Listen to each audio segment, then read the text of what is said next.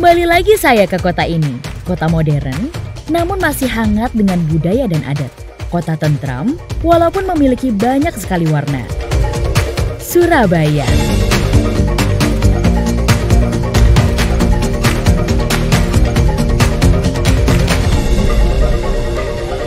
Surabaya, yang berarti Sura atau hiu dan Baya atau buaya.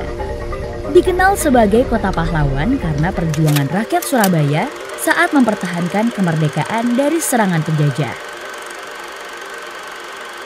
Memiliki luas kurang lebih 326 km persegi, Surabaya sempat menjadi kota terbesar di Hindia Belanda dan menjadi pusat niaga di Nusantara yang sejajar dengan Hong Kong dan Shanghai pada masanya. Menjadi tempat tinggal dari bermacam-macam suku, suku Jawa, Madura, Tionghoa, dan Arab, serta beberapa suku dari penjuru Nusantara.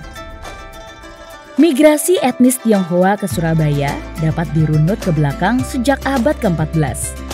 Di antara faktor-faktor yang memaksa etnis Tionghoa bermigrasi ke Surabaya, yakni kondisi kehidupan di negara asal yang buruk akibat bencana alam, peperangan, dan lingkungan alam yang keras. Ditambah lagi, migrasi etnis Tionghoa pada abad ke-19 dirangsang oleh kesempatan kerja di perkebunan dan pertambangan kolonial. Etnis Tionghoa berinteraksi dengan pribumi lewat perkawinan, agama, pertunjukan kultural, bahasa, dan makanan. Sama dengan bagian Nusantara lainnya, kedatangan etnis Tionghoa di Surabaya untuk pertama kalinya tidak diketahui dengan pasti. Akan tetapi, sebuah sumber menyebutkan bahwa pada abad ke-14 sudah terdapat perkampungan etnis Tionghoa Muslim di Muara Kali Brantas atau Kali Porong dan beraktivitas sebagai pedagang hasil bumi. Etnis Tionghoa di Surabaya sendiri sejak lama telah menempati kawasan pecinan di Surabaya. Salah satunya adalah Kampung Kapasan Dalam. Kampung Kapasan Dalam terletak di Surabaya Timur. Kampung Kapasan Dalam masih lekat dengan budaya Tionghoa yang berbentuk fisik dan non-fisik, seperti kuil atau kelenteng umat Tionghoa yang bernama Kelenteng Buen Bio yang sudah berumur lebih dari 100 tahun. Dan masih menggambarkan pemukiman warga Tionghoa yang berbentuk kapling kecil dan masih terdapat rumah-rumah khas berarsitektur Tionghoa. Sebuah daya tarik yang akhirnya membuat saya ingin sekali berkunjung ke tempat ini. Tempat di mana bermacam budaya bisa membaur menjadi satu dengan sangat harmonis. Saya ingin mengetahui lebih dalam bagaimana kehidupan dan juga kebudayaan masyarakat di Kampung Kapasan Dalam. Kak Michael! Halo Angel. Kak, apa kabar? Baik. Kok aku pengen tanya-tanya tentang wisata Kampung Pecinan, boleh ya? Boleh. Ayo silakan duduk dulu Angel. Oke, terima kasih ya Kak. Ya, ayo silakan. Seneng banget nih aku bisa jalan-jalan ke Kampung Pecinan ini. Aku penasaran banget sih kok, mulai kapan sih etnis Tionghoa itu ada di kampung ini? Untuk etnis Tionghoa pertama kali yang datang di sini tuh abad 18. Jadi mulai asal usulnya itu dari Kelenteng Buen Bio itu pembangunannya abad 18. Terus untuk penduduknya itu mulai abad 18 itu mulai beberapa pemukiman sampai hari ini pun udah banyak itu.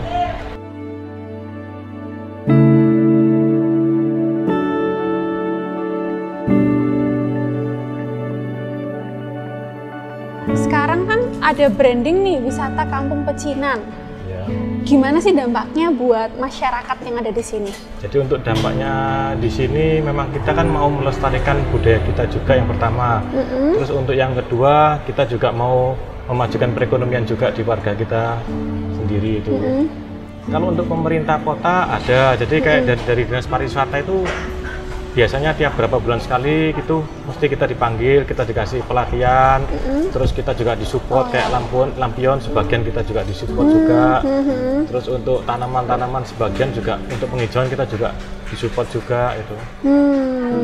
Oh iya, aku lihat juga di sini tuh selain memang ada etnis Tionghoa, kan banyak etnis lain, Jawa, Madura ada di sini.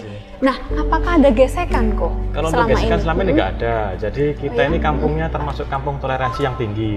Jadi kita juga banyak yang mendukung, terutama kalau kita ngadain acara itu pasti teman-teman dari NU itu juga siap standby, kita juga dibantu untuk pengamanan, terus untuk acara juga kita juga banyak dibantu juga itu. Jadi memang warga-warga di sini tuh rukun, toleransi begitu ya kok ya? Betul, jadi kita tidak membedakan suku, ras, agama enggak. Jadi contoh di kampung kita ini kita punya musola, terus kita punya gereja, kelenteng ada 2 gereja, kelenteng ada, vihara ada. Jadi di sini nih perpaduan toleransinya sangat tinggi sekali, sangat junjung tinggi. Oh ya kok, kan Kampung Pecinan itu nggak cuma di Kapasan Dalam ya kok. Apakah ada interaksi dengan kampung-kampung pecinan lain, lalu kerjasama, koordinasi atau kelompok-kelompok yang turut melestarikan Kampung Pecinan begini? Adakah kok? Ada. Jadi untuk yang kelompok-kelompok, contoh kayak kelompok Barongsai itu juga mendukung kita. Terus untuk kelompok yang musik tradisional dari Tiongkok itu di Jalan Kemuning juga ikut mendukung kita. Terus untuk kelompok-kelompok yang Muslim juga ikut mendukung juga kita juga itu. Oh gitu, jadi walaupun bukan Tionghoa semua, tapi kelompok-kelompok itu bersinergi untuk sama-sama mendukung Kampung Pecinan gitu. Betul.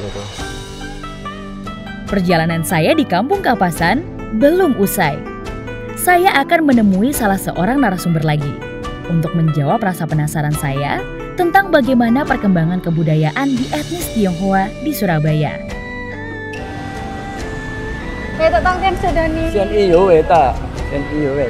Apa kabar? Baik-baik, Angel. Baik sekali hari ini, harus ceria dan memberi yang terbaik untuk semua kehidupan yang ada di alam semesta ini. Santai. Hari ini Angel pengen tanya-tanya loh, So. Ya, ayo. Kelenteng Bunbyo, ini bisa dikatakan tertua atau bagaimana, So? Dibangunnya tahun berapa? Kelenteng ini sebetulnya mulai abad 18 lebih ya, hampir 19, itu dulu menghadap ke belakang. Tapi suku Tionghoa di sini minta izin sama ketua-ketua pemerintah Belanda supaya dihadapkan ke jalan raya. Dan dibangun, waktu menghadap ke jalan raya itu dibangun sekitar abad 19 lebih, 06 atau 02. Jadi sejak itu kelenteng ini menghadap ke depan jalan raya. Gitu.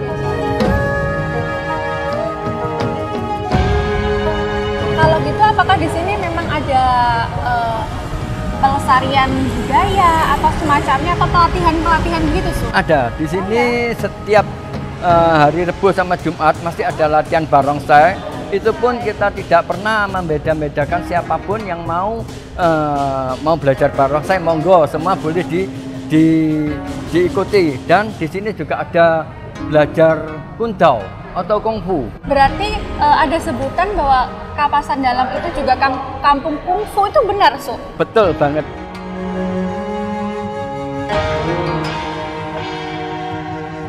Jadi di kelenteng ini kita punya kegiatan latihan kungfu ya.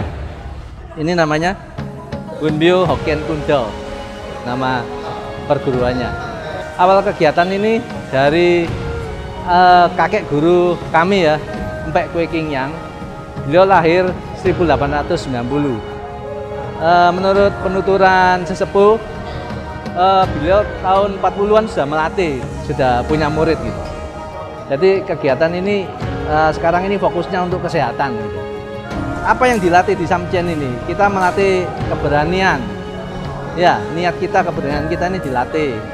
Terus tubuh kita ini dilatih. Nomor 2, kekuatan kita, ya, keterampilan kita dilatih. Nomor 3 ini kecerdasan kita, ya, hati kita dilatih sama kecerdasan kita. Kelenteng ini sangat luar biasa. Bunbyo atau Wenmiao Bunbyo ini sangat luar biasa. Masalahnya kelenteng ini ada pembangunannya ada 3 unsur ya, bisa dikatakan 3 unsur. Tekelnya atau lantainya ini unsur dari Belanda. Londo, zaman biyen disebut londo. Ya. Yang di atas adalah hubungan, ini bisa disebut dari woman dari Tionghoa dan orang Tiongkok. Jadi semua ini atas bangunan dari Tiongkok. Terus Cendela adalah kejawen. Jadi kita betul-betul menghormati, menghargai bahwa suku Tionghoa yang ada di sini adalah kita hidup di tanah Jawa, Indonesia termasuk gitu. Jadi Alkulturasinya luar biasa banget suku Tionghoa yang ada di daerah sini. Sudoni, di Kapasan Dalam ini masih ada budaya-budaya atau tradisi yang dilestarikan gitu nggak selain yang pecinan gitu, Su? Betul, masih ada.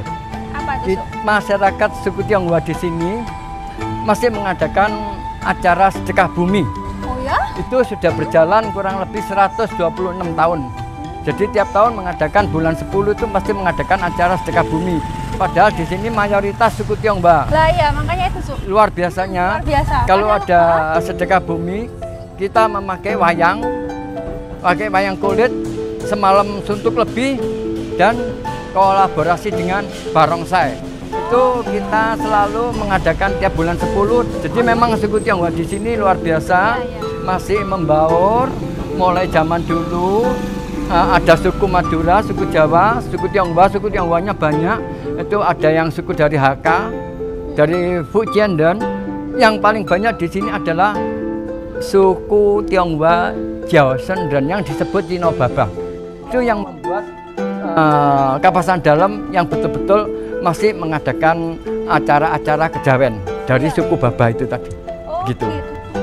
Ini disebut zaman dulu disebut Balai Tong Lien Wei, sampai sekarang pun masih disebut Balai Tong Lien Wei. Dan yang luar biasa banget ini, sejarahnya luar biasa. Dulu suku Tionghoa di sekitar sini, Kampung Kapasan Dalam ini kebanyakan jago-jago kungfu atau jago kundo.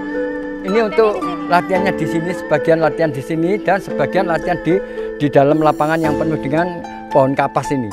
Dan di sini fungsinya bukan untuk latihan aja, tapi untuk balai keselamatan. Tong Lien Wei adalah disebut balai keselamatan untuk arek-arek Surabaya, penjuang-penjuang yang dijajah sama Belanda zaman itu. Kalau sakit atau luka pasti dibawa sama suku Tionghoa untuk diobati atau diberi penyembuhan.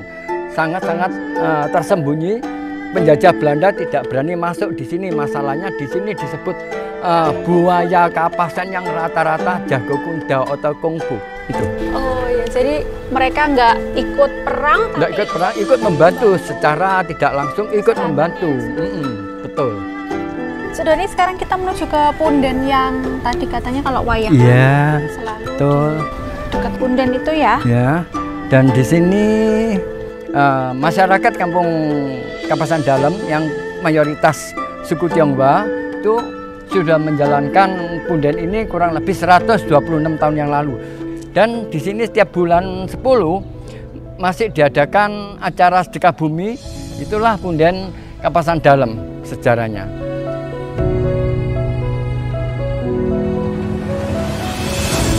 Tak terasa, waktu sudah harus memisahkan saya dengan indahnya Kampung Kapasan Dalam dan segala budaya yang ada di dalamnya. Banyak sekali ilmu dan pengalaman yang saya dapatkan di Kampung Pecinan Kapasan Dalam, Surabaya ini. Keberagaman budaya dan keindahan kebersamaan yang tercampur menjadi satu akan selalu membuat saya rindu untuk kembali ke sini. Gimana nih, Kanca Budaya, perjalanan saya di wisata Kampung Pecinan?